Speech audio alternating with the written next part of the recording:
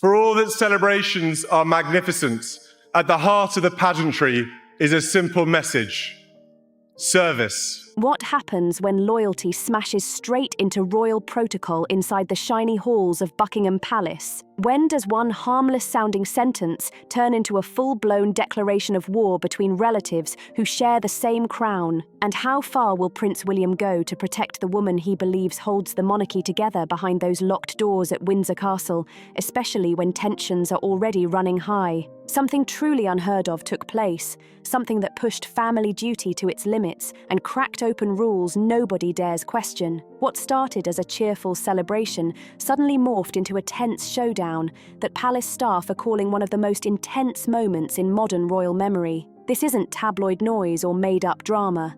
It's deeper, sharper, and far more personal. This is about respect, sacrifice, and what happens when someone steps across a line that was never meant to be crossed. Today, we're revealing an incident that sent shockwaves blasting through the House of Windsor, an incident tied to Meghan Markle, Princess Anne, and a prince who refused to bite his tongue even for royal peace. Are you ready to hear what really went down? Because the truth is louder and messier than anybody expected. The setup. For decades, Princess Anne has been the monarchy's most unstoppable workhorse. People chased the spotlight while she stuck to the grind. Folks counted applause while she kept showing up again and again and again with no complaints and no need for attention. Over 20,000 royal engagements, 20,000. She's travelled, shown support, cut ribbons, met leaders, and represented the crown without bragging or posing for cameras. But recognition, that's always been a different story. Anne gets labelled outdated, too strict, not soft enough. Those criticisms follow her around like shadows she never asked for. Still, she keeps pushing with a level of discipline that feels superhuman, showing what real duty looks like. Service done with no ego and zero hunt for praise. William has always seen this in her. As a kid, he watched her ride with fierce focus, and as he grew, he saw how she balanced tradition with reality without ever bending her principles. In Anne, William saw the real meaning of royalty: steady, committed, and devoted to a purpose bigger than personal fame. So when Windsor Castle planned a celebration for her milestone, 20,000 engagements, the night should have been pure honour and joy. Nothing complicated, nothing dramatic, just respect for decades of work. The guest list was small: family, close allies, long-time supporters of her charity work, especially her deep involvement with Save the Children. William walked in with Kate expecting a calm night to honour his aunt. He even prepared a short speech thanking her for shaping how he views duty. Kate brought a heartfelt gift, a quiet sign of respect for Anne's guidance. Everything felt warm and genuine, exactly how the moment deserved, until one person's presence flipped the entire mood. Meghan Markle showed up unexpectedly, and that appearance felt like a storm forming in slow motion. Now, Meghan being there wasn't strange. Even with all the tension between her and the rest of the family, some events are too meaningful to skip. This was one of them. Skipping it would have made an even louder statement. Protocol said, "Show up," and family obligations sealed it completely. But what no one expected was the comment she would drop. The evening was going smoothly, with Anne brushing off praise like she always does, shifting every compliment toward the causes she cares about. Children in crisis, global work, and the real meaning of consistent service instead of flashy gestures. It was classic Anne, humble, serious, and uninterested in glory. Meghan stood near the main reception area chatting with guests about modern royal duties, online connection, and how public service is changing in the digital age. Nothing strange there until she took it one step further. Then, almost casually, Meghan let out a comment that sliced straight through the room's calm energy. Several sources close enough to listen said she hinted that Anne's approach to duty, while once admirable, felt outdated to younger generations. She suggested today's world values visibility and emotional connection over a long list of formal appearances. She tossed in words like performative and disconnected, hinting that Anne's whole style belonged to a different era. The words hung in the air like smoke after an explosion, and several guests froze. Mid-conversation, champagne glasses froze halfway in the air as people stared at each other like they'd just witnessed a spark hit gasoline. Did she really drop that line here tonight? Of all nights, at an event built specifically to honour the very work she seemed to brush off. But Meghan, acting like nothing landed wrong, kept talking. She went on about how she and Harry tried to reshape royal engagement into something deeper, more modern, less robotic, like she was giving a casual lecture in the middle of someone else's celebration. The message behind her words wasn't subtle at all. It hinted that Anne's 50 years of hard work was just old-school routine, not meaningful enough for the modern world. Across the room, Princess Anne heard every word, and trust me, this is the royal who never cracks under pressure. If you know anything about her, you know she's built different. This is the woman who stared down a would-be kidnapper and told him, "Not bloody likely," when he tried to force her from her car. That's real steel right there. This is someone who fell off a horse during Olympic competition and climbed right back up like nothing happened. She's pushed through criticism, scandal, heartbreak, you name it, with the same unshakable calm. But this moment, this hit different. This wasn't strangers gossiping.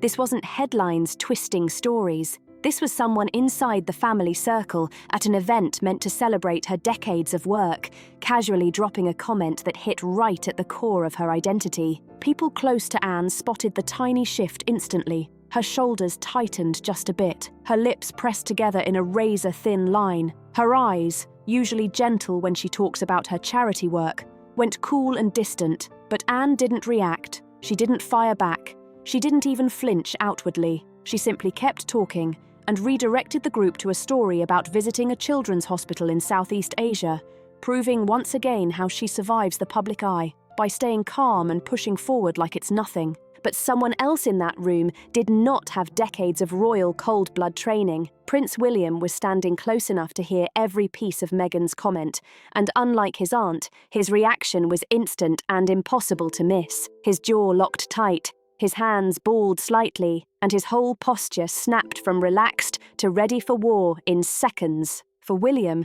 this wasn't just about Anne, it was about the monarchy itself. Because if Anne's style of service, steady, humble, and ego-free, was being tossed aside as outdated or performative, then what did that say about the entire institution he would one day lead? And what did it say about his own years of preparing to be king? William has always admired Anne deeply. She's the standard he respects, working without bragging, serving without chasing applause. Hearing someone criticize that, especially someone with far less time in service, someone who chose to step away from the duties she was critiquing, hit William in a way he couldn't ignore. Kate, standing right beside him, knew the signs. She placed her hand on his arm, trying to ground him. She'd seen William angry before, but not like this. Not at a family event, and never when the topic cut this close to the heart of what he stood for. She whispered something soft to calm him down, but William's eyes were already locked on Meghan, who kept talking like she had no clue a storm was forming around her. The question wasn't if William would react.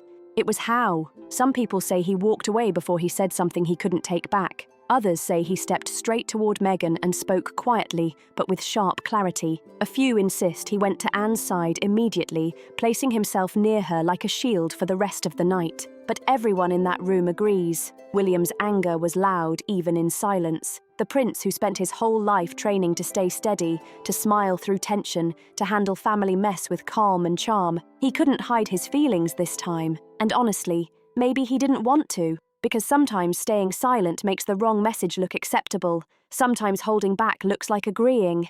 And for William, Meghan's words about Anne were beyond unacceptable. Think about what was running through his mind in that exact moment. He's the future king. He's responsible for protecting the dignity and unity of the monarchy. He's also a nephew who loves and deeply respects his aunt. And he's standing right there, caught between royal protocol telling him to stay cool and loyalty pulling him to defend the woman who has given her entire life to the institution he will one day lead. According to palace insiders, William made his decision fast. He wasn't going to let this slide unnoticed. One source close to the family says William pulled Meghan aside, away from the main crowd, and told her bluntly that her comments were completely inappropriate and hurtful. He reportedly reminded her that whatever debates existed about royal duties, tonight was absolutely not the night to air them. And Anne, she wasn't the target she should have chosen. Another insider claims William was even more direct, allegedly telling Meghan that if she couldn't show respect for those who had devoted their lives to the crown, perhaps she shouldn't attend events meant to honour them at all. Accounts differ on Meghan's reaction. Some say she was genuinely surprised, not realizing her words had landed like a punch. She reportedly tried to clarify, insisting she meant no personal disrespect toward Anne,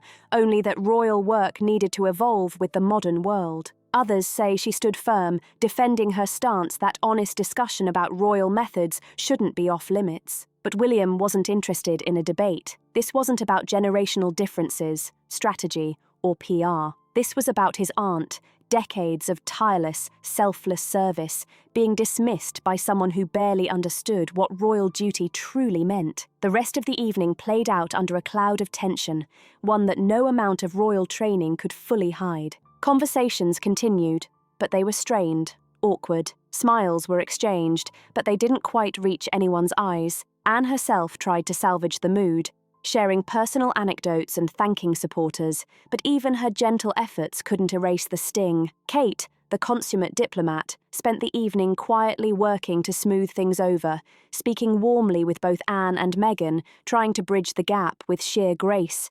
But even Kate's considerable skills couldn't fully repair the damage. When the night ended, guests left quickly. None of the usual lingering, no long goodbyes, no plans for future meetups. Everyone just wanted out. But the real drama started the next morning. William requested a private meeting with Anne. They spoke regularly about royal duties and family matters. But this conversation had a different weight. William needed to check on Anne to make sure she was okay. More than that, he wanted her to know he would never allow anyone, no matter their position in the family, to disrespect her. They met at Gatcombe Park, Anne's residence. True to form, she tried to downplay everything. "You get used to it," she reportedly said. "People always think they know how this job should be done." But William wasn't letting it go. He pressed her, reminding her of all she had sacrificed. Holidays spent working instead of resting. International tours that pulled her away from family for weeks at a time. The endless back-to-back engagements that rarely got attention but built the monarchy's reputation, brick by brick. "You've given everything," William reportedly told her, "and no one gets to diminish that, especially not someone who chose to walk away." Those words revealed the depth of William's feelings, because now this wasn't just about defending Anne. This was about loyalty, commitment, and respect for decades of service. Anne had stayed through scandals, personal trials, and public scrutiny. She had stayed and worked, served and endured. Meghan had left, and from her position of departure, she was criticizing those who remained. That, to William, was simply indefensible. Anne, showing the wisdom of her years, counselled restraint. She reminded William that reacting often gave more power to hurtful comments. The best response, she had learned long ago, was continued work, not confrontation. But William's perspective was different, shaped by a different era. He had grown up seeing how private moments could explode into public scandal, how a single comment could dominate months of coverage. He worried that if Meghan's words spread, they could be twisted into a story about a generational clash in the royal family, about old methods versus new, and about the monarchy's relevance in modern Britain. Silence wasn't strength, it was risk. Family divides could widen, and the repercussions would reach far beyond that night. Word of the confrontation didn't stay contained for long. The story began circulating through the palace's inner circles. Staff exchanged worried glances, private secretaries compared notes. Everyone who had been there had their own version of events, and those versions started to multiply and evolve like wildfire. King Charles suddenly found himself in an impossible position as a father, caught between protecting family loyalty, managing public perception, and keeping the monarchy intact. He understood William's protective instincts as Anne's nephew, but as Charles, he also saw the bigger picture. He valued Anne's decades of tireless service, but he knew how easily family conflicts, once public, could ripple into a wider crisis. The monarchy's strength had always relied on appearing united. Exposed internal divisions became ammunition for critics who questioned whether the institution could survive in a modern world that scrutinized every misstep. Charles called a private family meeting, held in one of Buckingham Palace's smaller drawing rooms. Away from the grandeur of the state chamber's attendance was deliberately limited. William, Kate, Anne, Charles, Camilla, Harry, and Meghan. The atmosphere was electric, tense from the moment everyone stepped inside. Every glance, every gesture felt loaded with history and expectation. William and Harry, whose relationship had been strained for years, barely acknowledged each other. Meghan maintained her usual composure, but there was a guarded stiffness to her posture. Kate tried to radiate calm. Charles, torn between his roles as father, brother, and king, looked visibly weary. He began by reminding everyone of their shared responsibility to the crown. He spoke plainly about how the monarchy's survival depended on their ability to present unity, even when they disagreed behind closed doors. He acknowledged that all families have conflicts, but stressed that their disputes had consequences far beyond ordinary arguments. Then he turned to the incident at Anne's celebration. William spoke first. His words were measured, yet firm. He explained that he wasn't trying to stir drama or prolong conflict. He was defending someone who deserved respect, someone who had earned it through 50 years of dedicated service. He clarified that he wasn't attacking Meghan personally, but he could not remain silent when his aunt's contributions were dismissed in front of those gathered to honor her. Meghan responded, and this is where the room reportedly became heated. She insisted that she hadn't meant to insult Anne personally. She argued that her point was broader. Royal duties needed to evolve to remain relevant. Honest conversations about modernization, she said, shouldn't be seen as personal attacks. But William pushed back decisively. This wasn't a policy debate, he reportedly said. This was my aunt's celebration. You criticized her work at an event meant to honor it. That isn't modernization, that's disrespect. The room fell silent. Anne, listening quietly until then, finally spoke. She thanked William for his loyalty, but urged the family to move past the incident. She reminded them that the public was watching, always waiting for signs of division. Her advice was classic Anne: return to work. Let actions demonstrate the monarchy's values. Gracious, yes, but it didn't erase the tension. The conflict ran deeper than one comment at one event. The issue wasn't isolated. It touched on questions simmering for years. What does royal service mean in the 21st century? Can the monarchy evolve without losing its core principles? Who decides what counts as meaningful work? And perhaps most personally, did Harry and Meghan's departure strip them of the right to critique those who remained? To grasp why this struck so deeply, you need to understand what Anne represents to William and the institution itself. Anne is the anti-celebrity royal. In an era where visibility often equals value, where social media defines relevance and personal branding can overshadow deeds, Anne represents a completely different model. She works without seeking credit, appears without demanding applause, serves without building a personal following. And for 50 years, that model has delivered results, not in headlines, trends, or Instagram followers, but in actual impact. The charities she supports have thrived. The causes she champions have advanced. Relationships with communities worldwide have strengthened, not through staged photos or public appearances, but through consistent, repeated engagement over decades. To William, this is the essence of true royalty.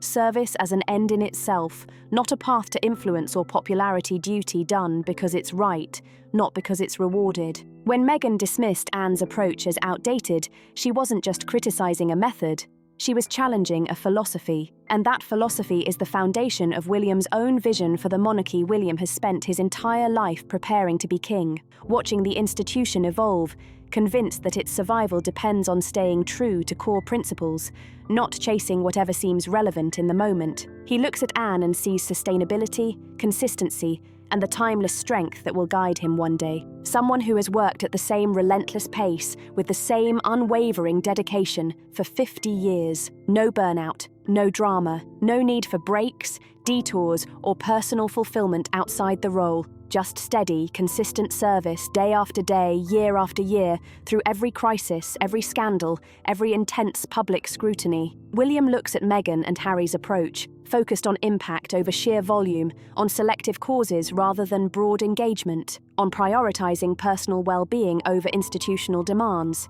And he sees something less sustainable, something that might grab headlines in the short term, but cannot provide the stable, reliable presence the monarchy depends on for centuries, not news cycles. This isn't about whether one approach is objectively better than the other. It's about what works for an institution that measures success in centuries, not months or trending topics. When Meghan criticized Anne, she was effectively telling William that his vision for the future was flawed, that the example he had chosen to follow was insufficient, that the aunt he admired most had wasted 50 years on an outdated model. Of course, he was furious. Respect was at the core of the anger.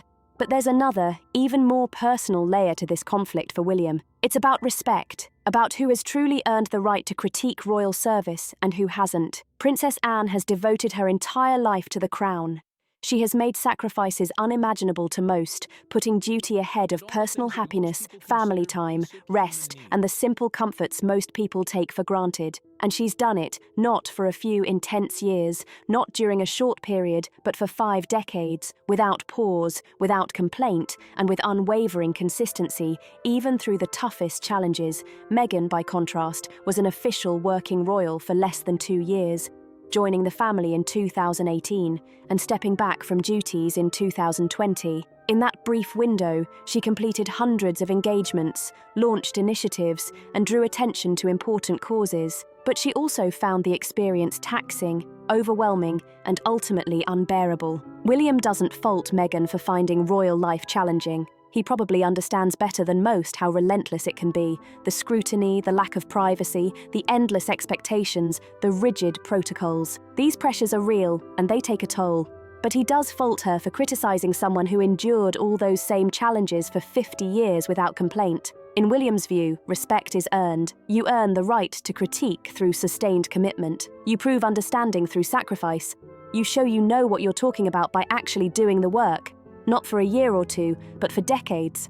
And Meghan, in his eyes, hasn't earned that right. She left. She chose her own well-being, her own happiness, her own life outside royal duty. William doesn't condemn that choice. In fact, he likely understands it more than anyone. The burden of being born into this life, of having no choice about your role, knowing you can never truly leave, is something he carries every day. But Meghan opted out, leaving the system she now criticizes. She removed herself from the challenges Anne has faced for 50 years, and from that distance, offered judgment on someone who has given everything that's not just disrespectful, it's insulting and presumptuous. It shows a fundamental misunderstanding of what royal service truly requires. So where does this leave the royal family? Princess Anne continues her work, undeterred by controversy, unburdened by the need for recognition. She has 50 years of experience managing criticism, navigating dismissal, and staying true to duty, weathering storms that would have broken most others. This incident, painful as it was, is just another chapter in a lifetime of service. William carries his anger and loyalty forward, more determined than ever. To honor Anne's example, he has learned that standing up for principles sometimes creates short-term tension, but establishes critical boundaries for the future. He won't apologize for defending his aunt, and he won't pretend that all approaches to royal duty are equally valid. Meghan and Harry remain outside, pursuing their own vision of service and impact. Whether they understand why their words caused offense is unclear. Whether they regret them is unknown. What is clear, however, is that the gulf between them and the rest of the family has widened, perhaps irreparably. King Charles continues trying to hold it all together, juggling competing visions and wounded feelings. It's a role he never wanted, but one he cannot escape. The unity of his family and the survival of the institution depend on it. He now leads, and his ability to bridge these divides will shape the monarchy's future. Kate works quietly in the background, offering grace where others deliver judgment, building bridges where others build walls. She knows the monarchy's survival depends not on winning arguments, but on maintaining relationships and understanding the human emotions that underpin every interaction and the British public. They remain largely unaware of these tensions. They see smiling faces at public events, the carefully coordinated appearances, the rehearsed messages of unity. They don't know about the simmering anger, the lingering hurt, or the cracks beneath the polished exterior. But they sense something is off in the careful spacing between William and Harry at family gatherings, in the words spoken and in the words conspicuously absent. All is not well in the House of Windsor. What this incident reveals is that despite centuries of tradition and protocol, the royal family is still a family. With the complexity, the pain, the loyalty, and the conflicts that every family experiences, only here, those conflicts play out on a global stage with implications far beyond personal relationships. When Meghan insulted Princess Anne, she crossed a line William could not ignore. Not because he's inflexible or unwilling to hear criticism, but because some people earn protection through their sacrifices and some values are worth defending even when it's uncomfortable. The question now is whether these wounds can heal, whether the family can move forward honoring both tradition and evolution, whether William's vision and Harry's vision can coexist, even without full agreement, or whether this is just another crack in a slowly fracturing foundation, only time will tell. One thing is certain, Princess Anne will continue her work. William will continue defending her tirelessly, unswayed by criticism or controversy. And the question of what the monarchy should be in the 21st century remains very much unanswered. What do you think? Was William right to defend his aunt so forcefully, or should he have followed Anne's example and let the comment pass without response? Can the royal family bridge these competing visions of service? And what does this conflict reveal about the monarchy's future? Share your thoughts in the comments below.